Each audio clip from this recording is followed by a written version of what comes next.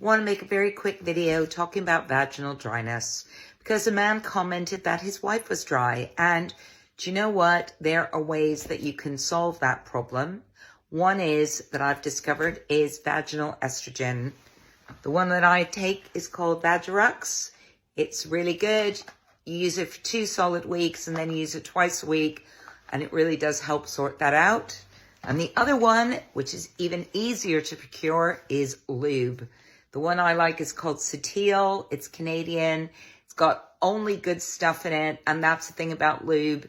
Do be careful what you buy because not all of it is really safe. Some of it is stuff that you really shouldn't be putting up inside yourself. But I don't think that we as older women should be embarrassed about dryness. It's something that happens as we get older, just like men sometimes struggle with their erections, and there's things that they can take to deal with that as well that we're all very familiar with.